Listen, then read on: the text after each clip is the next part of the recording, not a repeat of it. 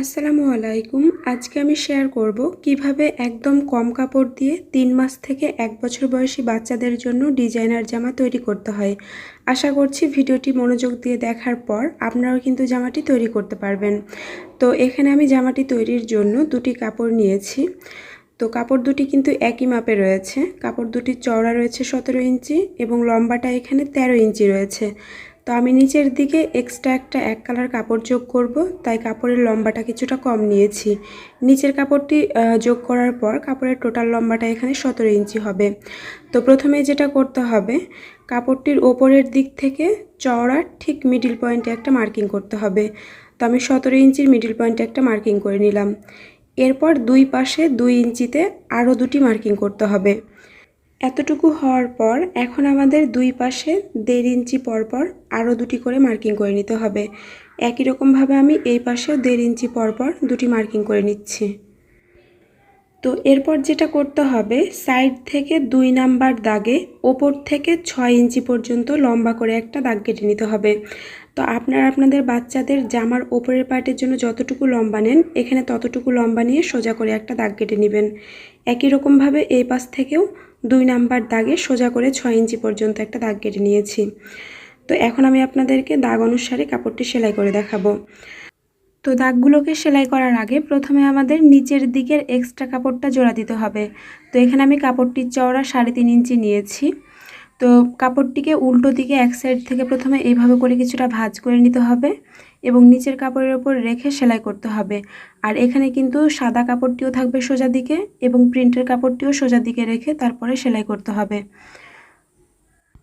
তো আপনাদের কাছে একটা অনুরোধ থাকবে, ভিডিওটি আপনারা না টেনে পুরোটাই মনোযোগ দিয়ে দেখবেন, তাহলে একবার দেখা মাত্রই খুব সহজে জামাটি তৈরি করতে পারবেন। তো দেখুন কাপড়টি জোড়া দেওয়া কমপ্লিট হয়ে গিয়েছে। এখন আমি দাগ অনুসারে কাপড়টিকে সেলাই করব। তো এজন্য সাইডের দাগটিকে এই লম্বা দাগের উপর এইভাবে করে ভাঁজ করে দাগ পর্যন্ত সেলাই করে নিতে হবে। তো এটা খুবই সহজ। আপনারা যদি আমার হাতের দিকে একটু মনোযোগ দিয়ে খেয়াল করেন তাহলে কিন্তু নিজেরাই সহজে বুঝতে পারবেন। তো আমি ব্যাক স্টিচ দিয়ে সেলাইটিকে থামিয়ে দিয়েছি। একই রকমভাবে কিন্তু এই পাশের দাগটিকেও এই দাগের ওপর এইভাবে করে ভাঁজ করে সেলাই করে নিতে হবে। তো আমি একই রকমভাবে এই দাগটিকেও সেলাই করে নিচ্ছি। আশা করছি আপনারা এই পর্যন্ত পুরো বিষয়টি বুঝতে পেরেছেন। তারপরে যদি কোনো প্রবলেম থেকে যায় তাহলে অবশ্যই আমাকে কমেন্ট করে জানাবেন। তো এই পাশের দাগ দুটিকে সেলাই করার পর একই রকমভাবে কিন্তু এই পাশ থেকেও দাগগুলোকে সেলাই করে নিতে হবে। তো আপনাদের কাছে এই পর্যায়ে ছোট্ট একটা অনুরোধ, যারা এখনও আমার চ্যানেলটিকে সাবস্ক্রাইব করেননি তারা প্লিজ আমার চ্যানেলটিকে সাবস্ক্রাইব করে পাশে আসা বেল আইকনে অল ক্লিক করে দেবেন পরবর্তী ভিডিওর নোটিফিকেশান পাওয়ার জন্য। আর যারা অলরেডি সাবস্ক্রাইব করে রেখেছেন তাদেরকে আমার তরফ থেকে অসংখ্য ধন্যবাদ। তো দেখুন আমি কিন্তু একই রকমভাবে এই পাশের দাগ দুটিকেও সেলাই করে নিলাম।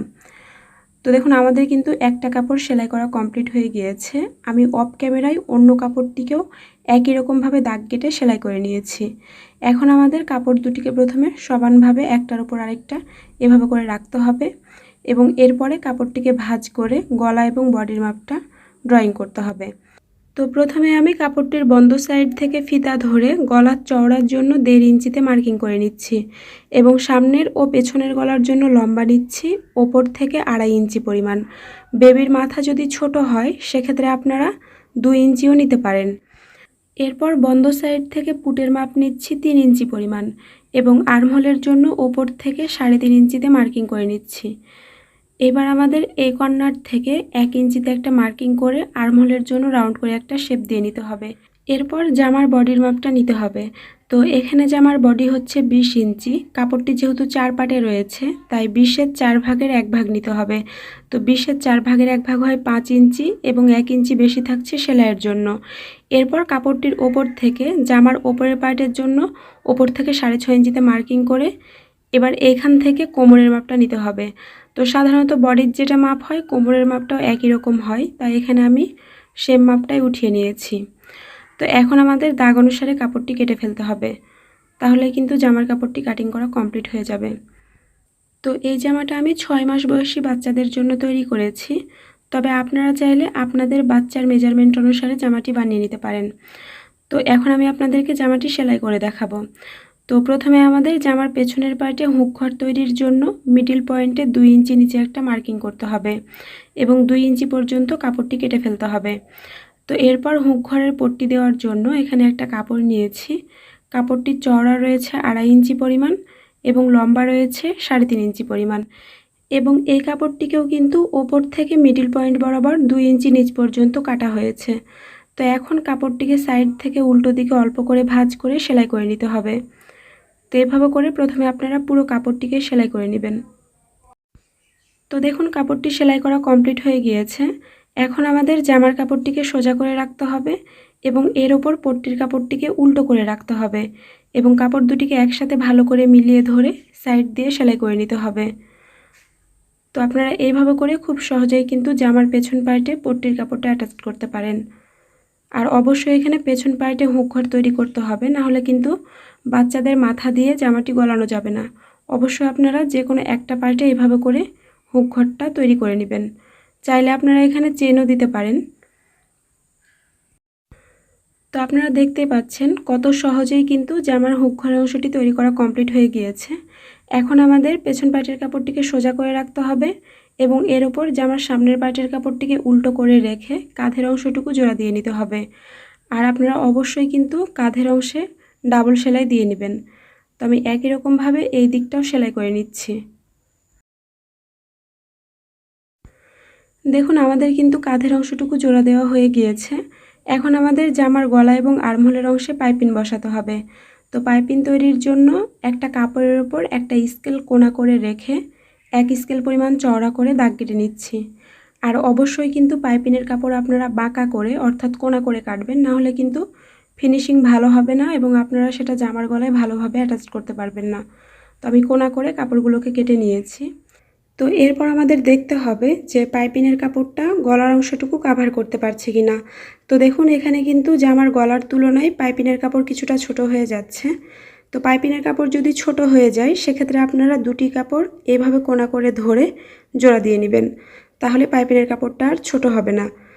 তো দেখুন কাপড় দুটি জোড়া দেওয়া হয়ে গিয়েছে। এখন আমাদের গলায় পাইপিংটা বসিয়ে নিতে হবে। তো এজন্য জামার কাপড়টিকে উল্টো দিকে করে নিতে হবে এবং এর ওপর পাইপিংয়ের কাপড়টিকেও উল্টো করে রাখতে হবে এবং হুক ঘরের এই পাশে প্রায় 1/2 ইঞ্চি পরিমাণ পাইপিংয়ের কাপড় বাড়তি রাখতে হবে উল্টো দিকে মোড়ানোর জন্য।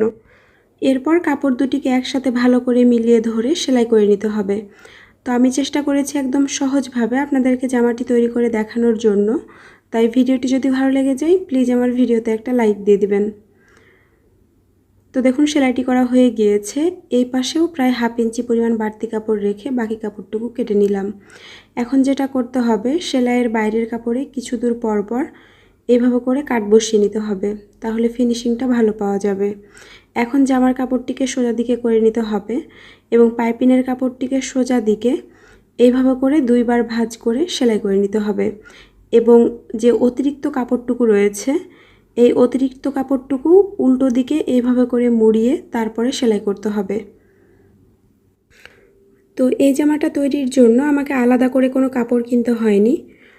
একটা জামা তৈরি করার পর কিছুটা কাপড় বেঁচে গিয়েছিল এবং সেখান থেকে কিন্তু জামাটা তৈরি করছি। আর আপনারাও চাইলে বেঁচে যাওয়া টুকরো কাপড় দিয়ে এই ধরনের জামা খুব সহজে বানিয়ে ফেলতে পারেন। তো একই রকমভাবে এই দিক থেকেও কাপড়টিকে মুড়িয়ে সেলাই করে নিলাম। দেখুন আমাদের কিন্তু জামার গলার অংশে পাইপিং বসানো কমপ্লিট হয়ে গিয়েছে। একই রকমভাবে আর্মহোলের অংশেও পাইপিংটা বসিয়ে নিতে হবে। তো আবারও কাপড়টিকে উল্টো পাশে করে পাইপিংয়ের কাপড়টা উল্টো দিক থেকে সেলাই করতে হবে। তো এখন আমি আপনাদেরকে বলবো 0 থেকে 1 বছর বয়সী বাচ্চাদের জন্য এই জামাটা তৈরি করতে চাইলে কতটুকু কাপড় কিনতে হবে। তো বাচ্চার যদি হেলথ ভালো হয় সেক্ষেত্রে আপনারা 12 ঘিরা পরিমাণ কাপড় কিনবেন। আর বাচ্চা যদি চিকন হয় সেক্ষেত্রে আপনারা 1/2 গজ বা 10 ঘিরা পরিমাণ কাপড় কিনবেন, তাহলে কিন্তু জামাটা তৈরি করতে পারবেন। তো দেখুন এই পাশে কিন্তু পাইপিং বসানো কমপ্লিট হয়ে গিয়েছে। একই রকমভাবে আমি অন্য পাশেও পাইপিংয়ের কাপড়টা বসিয়ে নিয়েছি। এখন জামার কাপড়টিকে উল্টো সাইডে এইভাবে করে ভাঁজ করে নিতে হবে এবং আর্মহোল থেকে জামার একদম নিচ পর্যন্ত সেলাই করে নিতে হবে, অর্থাৎ জামার 2 পাশ সেলাই করে নিতে হবে।